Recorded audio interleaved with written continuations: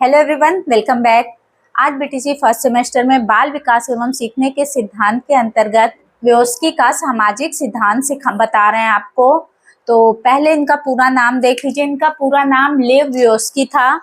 इन्होंने सामाजिक सिद्धांत में ये बताया है कि बालक समाज में रह के अकेले वो उन चीजों को नहीं अच्छे से कर पाता है। अगर वो समाज में रह रहा है तो चीजों को ज्यादा अच्छे से कर पाएगा, ज्यादा अच्छे से समझ पाएगा। और उन्होंने ये भी बताया है कि समाज में रह के उसे जिस प्रकार की सुविधा मिलेगी उसी प्रकार उसका विकास हो पाएगा। यानी अगर बालक को बहुत अच्छी सामाजिक सुविधा नहीं मिलेगी तो उसका सामाजिक विकास अवरुद्ध होने के काफी चांसेज उनके हिसाब से हैं। ये हम बार बार कह रहे हैं उनके हिसाब से, क्योंकि ये किसी और का नहीं कहना, ये उनका कहना है कि बालक सामाजिक प्राणी नेचुरल है। आप सब जानते हैं बालक एक सामाजिक प्राणी, यानी हम सब एक सामाजिक प्राणी हैं। समाज में हम जिस समाज में जैसे रहते हैं वैसे ही हमारा व्यक्तित्व ग्रोथ करता है। तो सामाजिक विकास के लिए उसका सामाजिक वातावरण कैसा है ये बहुत ज्यादा डिपेंड करता है।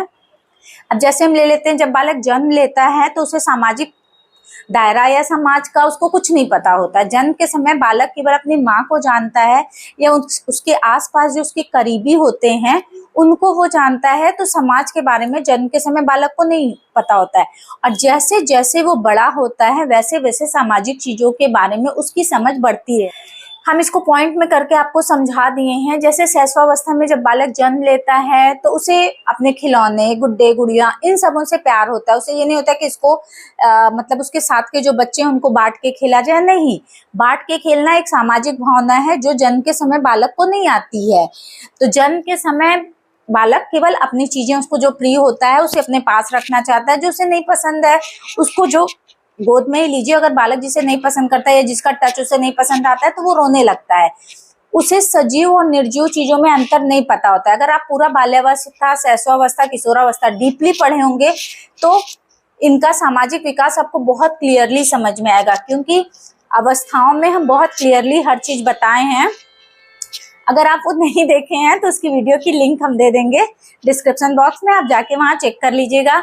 तो बालक सजीव और निर्जीव चीजों में अंतर शैशवावस्था, स्पेशली शैशवावस्था इसलिए हम बार बार बता रहे हैं क्योंकि उसी समय बालकों का पूरी तरह से सामाजिक दायरा या मानसिक विकास का ग्रोथ नहीं हुआ रहता है। उसे नहीं पता होता क्या सजीव है क्या निर्जीव है। सजीव चीजों को भी वो लेके मुंह में डाल लेता है, जैसे निर्जीव चीजों को खिलौना लेता है। अक्सर आप देखेंगे शैशवावस्था का बालक जब खिलौना लेता है तो उसको मुंह में डालता है। उसी तरह वो चीटा वगैरह जो होता है, इसका भी एग्जाम्पल हम दिए हैं, उसको भी लेकर मुंह में डाल देगा। उसको ये नहीं पता है कि क्या सजीव है क्या निर्जीव है, किसको नहीं मारना चाहिए किसको मारना चाहिए। वो बस फन के लिए, खेलने के लिए वो काम करता है।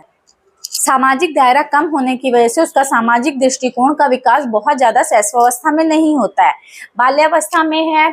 बाल्यावस्था में विद्यालय जाने के कारण बालक समाज का महत्व समझने लगता है, समूह का महत्व समझने लगता है, क्योंकि वो बालकों के साथ खेलता है।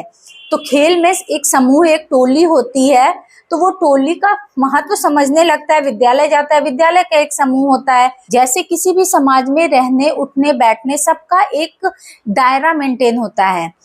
जैसे आप घर में हैं, आराम से लेटे हैं, विद्यालय में जाएंगे तो आप कितना भी आपका मन करेगा आप लेट नहीं सकते, बैठ नहीं सकते, पैर ऊपर करके नहीं बैठ सकते हैं।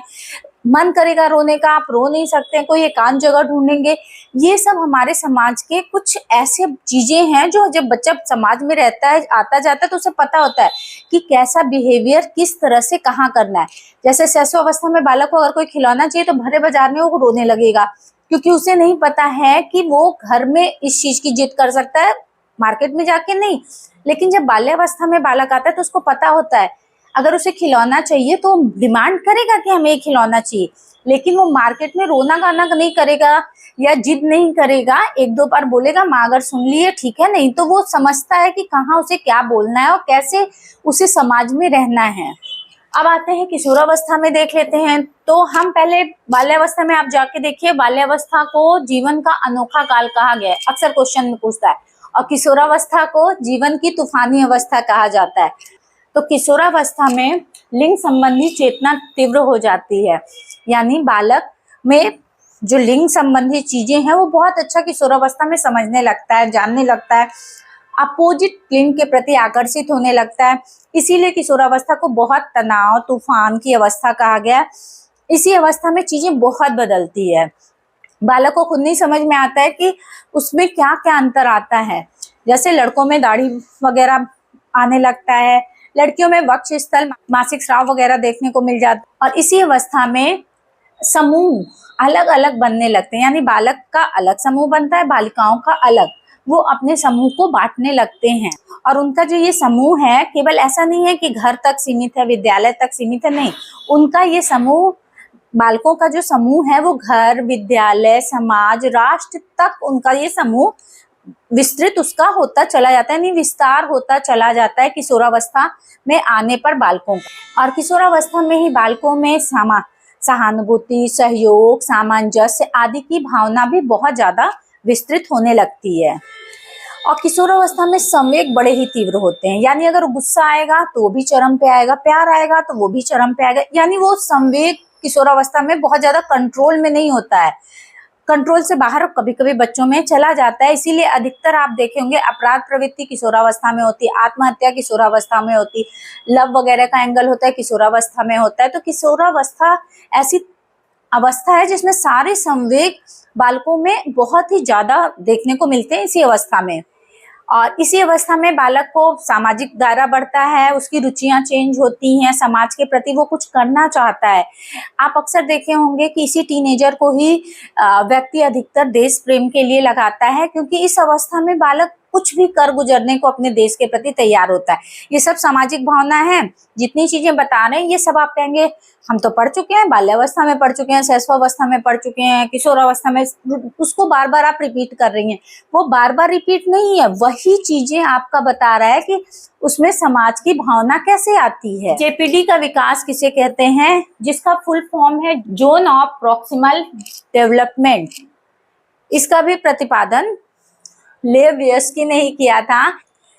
इन्होंने इसमें ये बताया कि बालक स्वतंत्र होके जो भी सीखता है या वो किसी के अंडर में सीखता है, उन दोनों में क्या अंतर है, एक उदाहरण के थ्रू बताया था। उदाहरण हम आपको बता दे रहे हैं। व्यस्की ने 1968 में ये देखा कि बालक को अगर अभिभावकों के संरक्षण में किसी कार्य को सीखने को या किसी कौशल को करने को दिया जा रहा है तो वो बहुत ही अच्छे से सीख ले रहा है और उसका इस्तेमाल वो समाज में विभिन्न तरीके से कर पा रहा है।